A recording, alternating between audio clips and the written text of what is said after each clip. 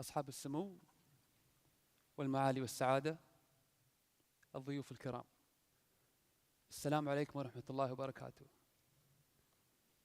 أنا محدثكم هيثم زمزم، ويشرفني ويسعدني اليوم أن أرحب بكم في هذه الليلة المباركة من شهر التراحم والخير، شهر رمضان الفضيل، أعاده الله علينا وعليكم بالصحة والعافية.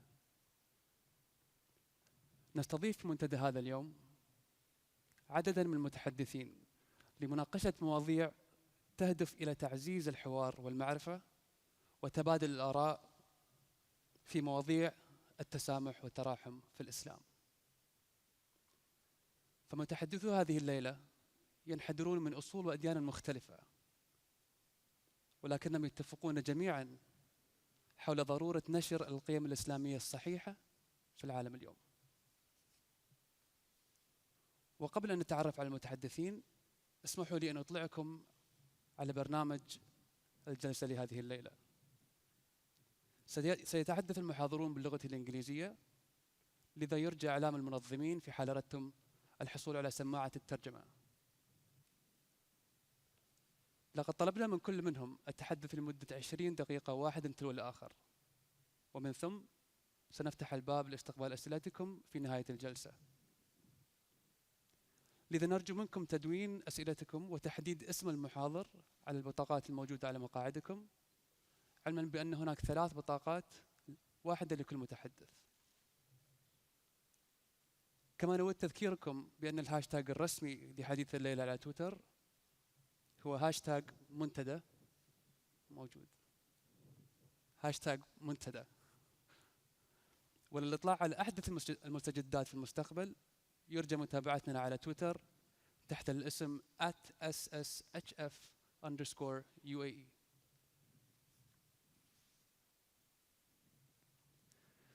لنبدأ أمسيتنا بأول متحدث لهذه الليلة، والذي يعين كأول إمام في جامعة نيويورك في عام 2005 وفي جامعة برينستون في عام 2006، كما يشغل منصب مدير المركز الإسلامي في جامعة نيويورك وإمام في إدارة شرطة نيويورك، كما برز في عدة وسائل إعلامية ومنح العديد من الجوائز في مجالات القيادة وخدمة المجتمع. رحبوا معي بالإمام خالد لطيف. Please join me in welcoming Imam Khalid Latif.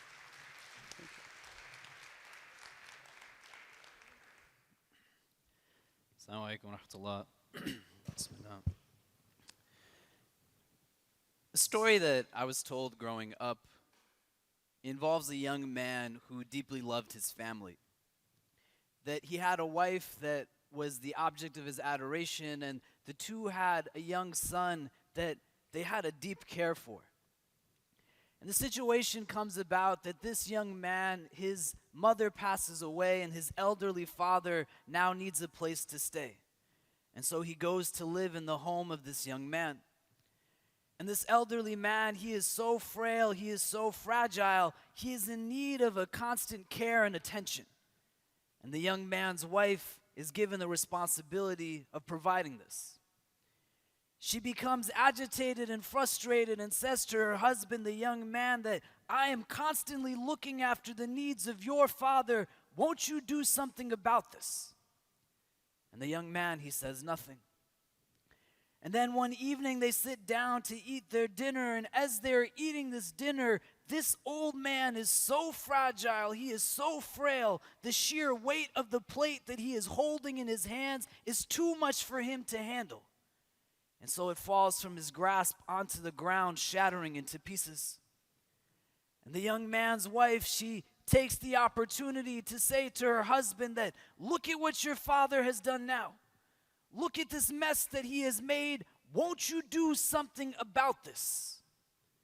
And the young man, he says to his elderly father that from now on you will not eat at the same table as my wife, my son, and I. But since you cannot eat without making a mess, henceforth you will sit at this table in the corner. And since you cannot eat from the same plates that we eat off of, from now on you will eat from this wooden bowl. And the elderly man, with a tear in his eyes, he goes and does what he is told. The next day now, this young man, he comes upon his own son. He comes upon his own child, and he sees him on the ground playing with some scraps of wood. And he wants to be with his son. He wants to play with him. He wants to participate in that which his child is doing. And so when he gets close enough to him, he says with love and adoration in his voice, "Ya ibni, oh my son, what is it that you are doing?" And the young boy, reciprocating the same love and adoration for his father, says, "Ya abi, oh my father, I am making a wooden bowl for you to eat out of when you get older." We learn in this manner, explicitly, implicitly, consciously, subconsciously. You and I, the individuals that we are today, is most definitely impacted by every yesterday that we were in this world. Every interaction that we were fortunate or unfortunate enough to have experienced in the course of our lives shapes the individuals that we are today. And as much as every yesterday has an impact on the I that is me that stands in front of you, the person that I am today will most definitely impact the person that I am tomorrow. And when we are trying to understand these concepts, these values of compassion and toleration, it's important for us to start our discussion here. Because the way compassion and toleration manifests itself in my life beyond an abstract or theoretical discussion is going to be based off of how I engage those values growing up. What will my understanding of compassion be? What will my understanding of mercy be? What will my understanding of toleration be if I lived and grew up in a world that was devoid of these values? If I was never engaged with a semblance of mercy, if I was surrounded by all kinds of anger, if vice was something that I regularly interacted with. Today, when I try to understand and find it, where would I even begin to look? Who I am today, I have certain characteristics that are beyond debate or argumentation. The person that stands in front of you, I could say easily without any dispute that I am a man, and you can't tell me otherwise. I am 29 years old, and that's something that is a fact. I could speak about my being married. I could speak about living in New York City. I could speak about so many aspects to my identity. But then there are facets of who I am that I don't get to assign to myself. But you all, having interacted with me, get to say whether I am actually those things. I don't get to make the determination as to whether I am compassionate. I don't get to make the determination as to whether I am tolerant, whether I am honest, whether I am trustworthy, whether I espouse a sense of integrity. These are not values that I can self-assign to myself.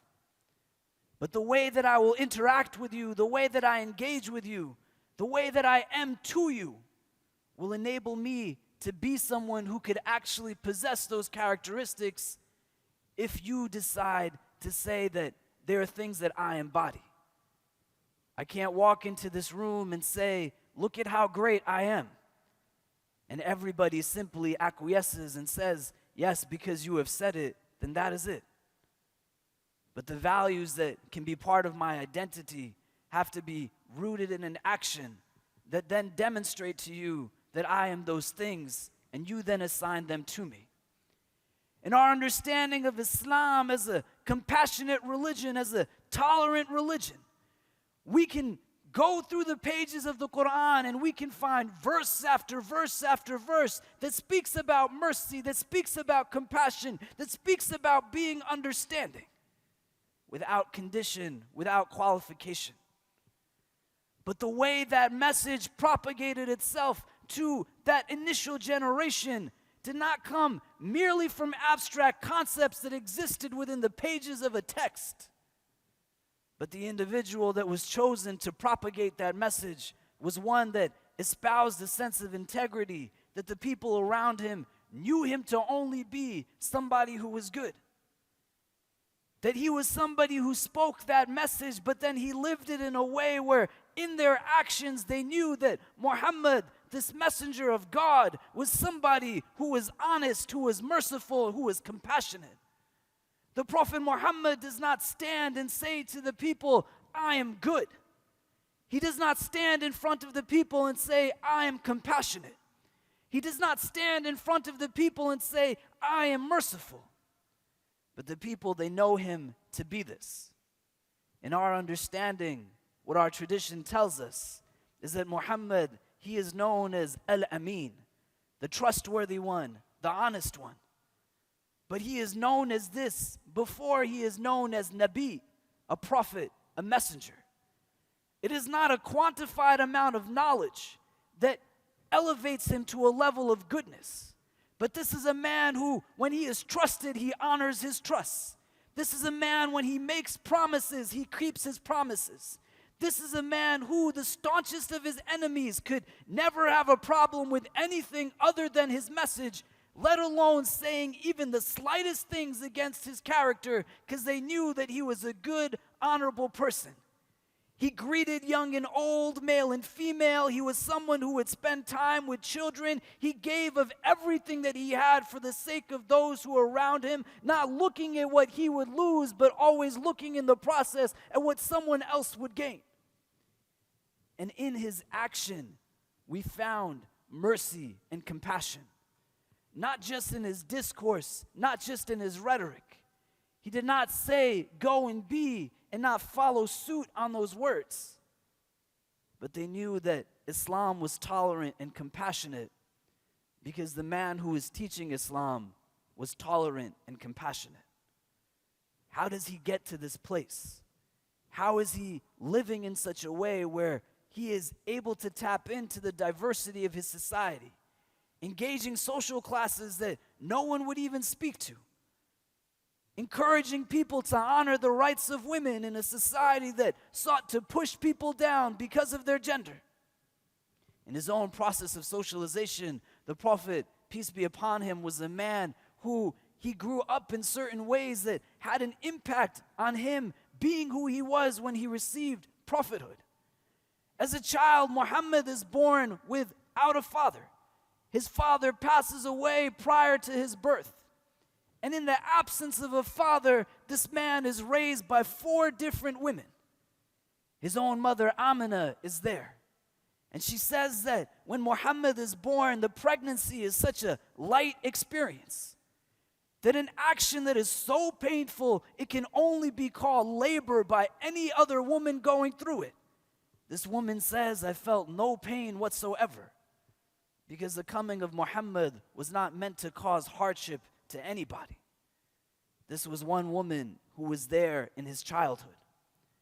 A second woman by the name of Thuwayba, who was the emancipated servant of the Prophet's uncle, who, when the news of the birth of his nephew reached him, he was so ecstatic, he sets this woman free and says, go and nurse my nephew.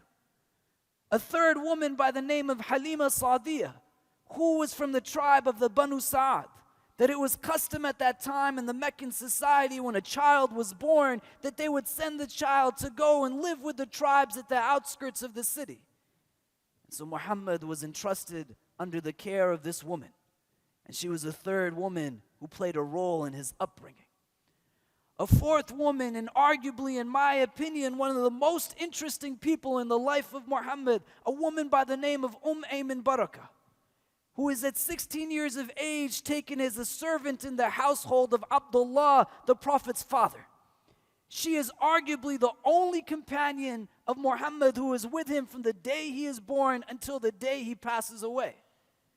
And she is a fourth woman who is there when he is being socialized as a child. That as a child, when he is learning values of trust and values of care and nurture, whenever he opens his infant eyes and he is crying the way our children would cry, he is met with the tender, gentle, merciful care of a woman. How then would he be somebody who does not honor the rights of women when he is older? How then would he be somebody who is not compassionate towards women when he is in that place of responsibility?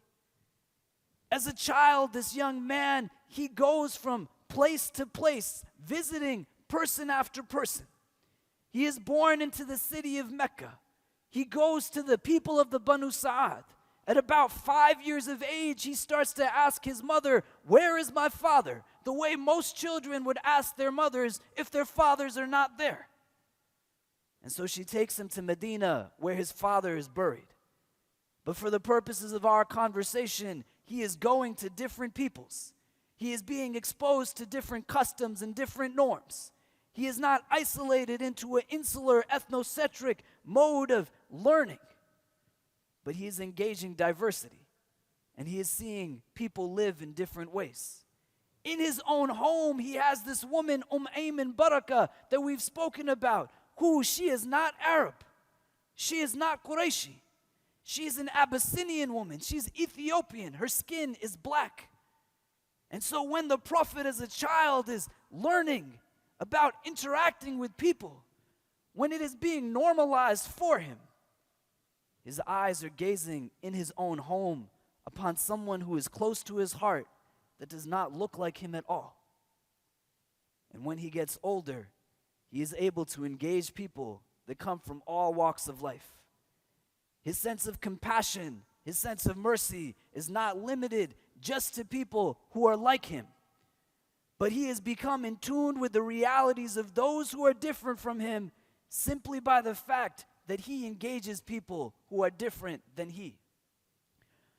When we think of our gatherings and we contrast them to the paradigm of gatherings that are divine in nature, our gatherings are such that they are based off of principles of exclusivity. We are defined by a certain understanding that it's not about who we are keeping our company in, who we are letting in, but more importantly, who we are keeping out. I work at New York University, and I used to work at Princeton University.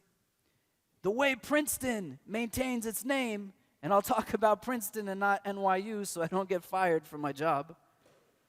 At Princeton University, they let in a certain caliber of student. That you have a certain SAT score, a certain GPA, a certain extracurricular activity.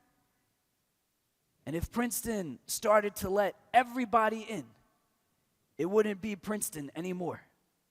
Its name, its reputation, it would change if all of a sudden its doors were open to everyone. But when you contrast this to gatherings that are divine in their nature, when we look at those gatherings that truly embody this understanding, you can have the best of creation in those gatherings and the most wretched of creation in those gatherings, and they don't take away from the majesty of the divine.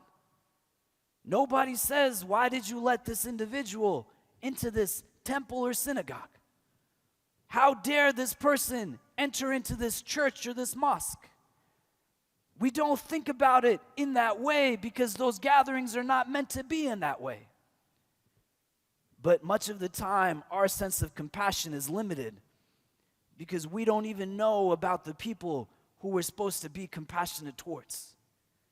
We don't even know their existence. We don't even know their reality.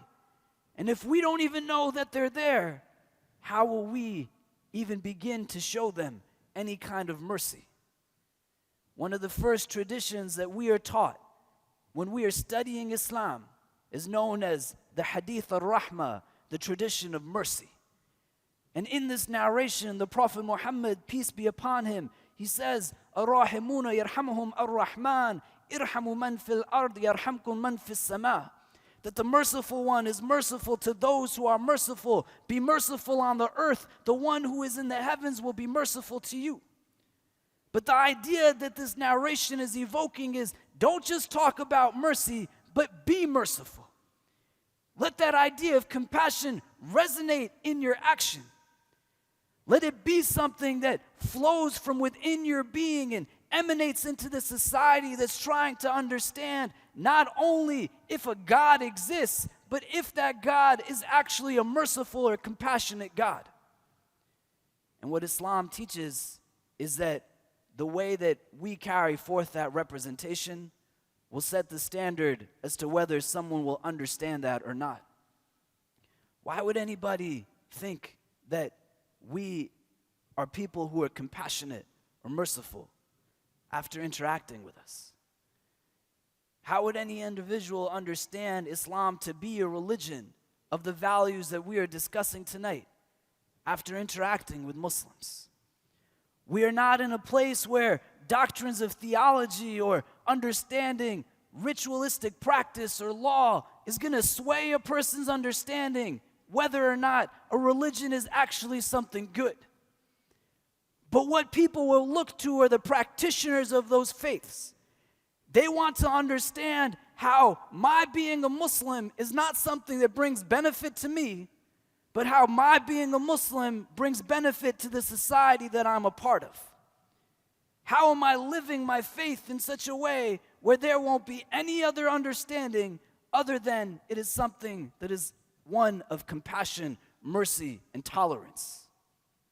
It's not about what Islam says, because people can take text and scripture and turn it into whatever they want it to say. I can take my argument that I want to prove, flip through the pages, and say, this proves as to why I have the right to treat you in the most atrocious of ways. And I could also look at it and say, this is why you have a right over me, and I will do whatever I can in my power to honor that right. But it will come from my deed and my action, not just simply discussion. And when we think about Muhammad, this was a man who he did much for those who were around him. And based off of the way he carried himself, the people had an understanding that he was someone who was honest, compassionate, and merciful. He would tell his companions that God is kind and he loves kindness. God is compassionate and he loves compassion. God is beautiful and he loves beauty. And in our conversations today, we don't really see these things being discussed. We've turned Islam into a religion of do's and don'ts. We've turned it into something that's restrictive as opposed to expansive. Something that is not rearing the benefit that the implementation of it is meant to interject into a society. And if I'm not someone who is doing wrong by you, but I'm still not somebody who is doing right by you, this is still something that's problematic. I can't get away with saying that just because I haven't hurt you, that's enough. If there's still something that I can do that would be able to benefit you, what would really inhibit me from implementing that action? We get lost a lot in ideas of grandeur and think about things in terms of impact in the masses. But our understanding of even the smallest of actions that are rooted in well intentions and a sound sense of compassion can be the catalyst for change. And so a story that I will end with that I was taught when I was younger involves a young man who was a known author in his community. And this young man, when he wanted inspiration for his writings, he would go out and be in nature. And so one day he is walking along the shoreline of a sea, and as he is walking down this shoreline, he sees a figure in the distance, and it intrigues him. It looks as if it's doing some kind of dance. And when he gets closer, he sees that the figure is not dancing, but it seems to be picking something up off of the ground and throwing it into the ocean. And when he gets even closer, he sees that upon the shore there are thousands and thousands of starfish. And there is a young boy who is picking them up and throwing them into the sea. When he gets close enough to engage this young man, he asks him, "What is it that you are doing?" And the young boy, he says, "I'm throwing the fish back into the water." And the author, he says to him that, "Why are you doing this?" And he says, "They have washed up onto the shore with the tide, and if I don't do so, they will lose all of their water, and they will surely die." And the young author, he looks up and down the coast, and all he sees is fish upon fish. And he looks to the boy, and he says, "There are so many. There is no way you will be able to get all of them back into this water. What is the point of what you are doing? What difference will it make?" And the young boy, he looks at the man, he looks down at the ground, he picks up one of the fish, throws it into the sea, and says it made a difference to that one. If if you can affect even one heart with an act of compassion, don't keep yourself from doing it. If you have the ability to engage in even one act of goodness, something that will benefit somebody else, don't look at what you will lose, but see what the other will gain. Because that one act could be the catalyst of a much needed sense of compassion and mercy that much of this world is devoid of right now. But if you hold on to it for yourself, then the rest of us will be prevented from benefiting from that blessing that can only uniquely come from you. Thank you.